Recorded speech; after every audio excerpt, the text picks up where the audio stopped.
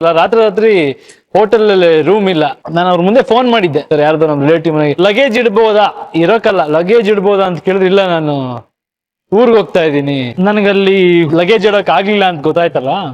ಇವ್ರು ಏನಾಯ್ತು, ಸೊ ನಾನಂದೆ ಇಲ್ಲ ಏನಿಲ್ಲ, ಸ್ವಲ್ಪ ಅವರೆಲ್ಲೋ ನಮ್ ರಿಲೇಟಿವ್ ಬಿಸಿ ಇದೆ, ಬನ್ನಿ ನಮ್ಮ ಮನೆಗೆ ಹೋಗೋಣ.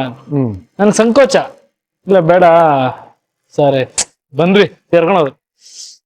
ಹೋದ್ವಿ, ಹೋಗ್ ನೋಡಿದ್ರೆ ಒಂದು ಚಿಕ್ಕ ಮನೆ, ಅಂದ್ರೆ ಯಾವ್ದು ನಾವೇನ್ ತುಂಬಾ ದೊಡ್ಡವರು ಅಂತಲ್ಲ, ಅಲ್ಲಿ ಹಾಲ್ ಮಾತ್ರ ಇದ್ದಿದ್ದು, ರೂಮ್ ಇಲ್ಲ, ಕಿಚನ್, ಒಂದ್ ಸಣ್ಣ ಬಚ್ಲು ಮನೆ, ಅದ್ರಲ್ಲಿ ಇವ್ರ ಮದರ್ ಇಬ್ರು ಇದ್ರು. ಸೊ ಅಲ್ಲಿ ನನಗೆ ಎಲ್ಲಿ ಜಾಗ, ಇವ್ರ ಮನಸ್ಸು ಎಷ್ಟು ದೊಡ್ಡದ್ ನೋಡಿ, ಜಾಗ ಚಿಕ್ಕದಾದ್ರು ಅಲ್ಲಿ ಇವ್ರೊಬ್ರು ಇರ್ಲಿ ಅಂತ ಕರೆದ್ರಲ್ಲ, ನನಗೆ ಹೋದೆ ಒಂಥರ ಆಗೋಯ್ತು. ಲಗೇಜ್ ಇಟ್ಬಿಟ್ಟು ಒಂಚೂರು ಹೊರಗಡೆ ಬರ್ತೀನಿ ಅನ್ಬಿಟ್ಟು ಹೊರಟೋದೆ. ಅವತ್ತು ರಾತ್ರಿ ನಾನು ಮೆಜೆಸ್ಟಿಕ್ ಅಲ್ಲಿ ಮಲ್ಕೊಂಡೆ. ನಾನು ರಾತ್ರಿ ಹೋಗಿ ಬಸ್ ಸ್ಟ್ಯಾಂಡ್ ಅಲ್ಲಿ ಕೂತ್ಕೊಂಡೆ. ಮೈಸೂರ್ ಬ್ಲಾಕ್ ಇದೆ, ಬಸ್ ನಿಲ್ಲೋ ಜಾಗ. ಕೂತಿದ್ದೀನಿ, ಮೈಸೂರ್ಗೆ ಹೋಗ್ಲಾ ಇಲ್ಲೇ ಇರಲ್ಲ ಅನ್ನೋ ಡಿಸಿಷನ್ ನನಗೆ. ಮೈಸೂರ್ ಯಾರೀ ಮೈಸೂರು ಅಂತಾರೆ, 5 ನಿಮಿಷಕ್ಕೊಂದ್ಸಲ ಬಸ್. ಈ ಕಡೆ ತಿರ್ಗಿರ್ ಪಕ್ಕದಲ್ಲಿ ಗಾಂಧಿನಗರ. ಇಡೀ ರಾತ್ರಿ ಕಳೆದೆ ಸರ್ ಅಲ್ಲಿ, ಮಲ್ಕೊಂಡೆ. ಕೆಲವು ಮಲಗದವ್ರು ಪೊಲೀಸ್ನವ್ರು ಹೊಡಿತಾರೆ ಬಂದು.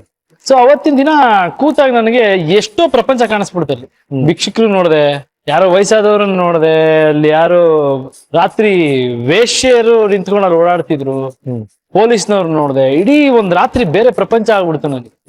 ಎಷ್ಟೊಂದ್ ಜನ ಎಲ್ಲಾರು ಬದುಕ್ಲೇಬೇಕು, ನಾನು ಬದುಕ್ಬೇಕು, ಒಂದು ಬದುಕು ನಾನ್ ಮಾಡ್ಬೇಕು, ಇಲ್ಲಿಂದ ಏನಾದ್ರೂ ಕಷ್ಟ ಆಗ್ಲಿ ಇನ್ ನಾನ್ ಸ್ಟಾರ್ ಆಗ್ಬೇಕು, ಈ ಗಾಂಧಿನಗರದಲ್ಲಿ ನಾನ್ ಟಾಪ್ ಅಲ್ಲಿ ನಿಂತ್ಕೋಬೇಕು ಅನ್ನೋ ಆಟ ಬಂತು. ಅದನ್ನ ನೋಡ್ಬಿಟ್ಟು ನಾನು ವಾಪಸ್ ಬಂದೆ.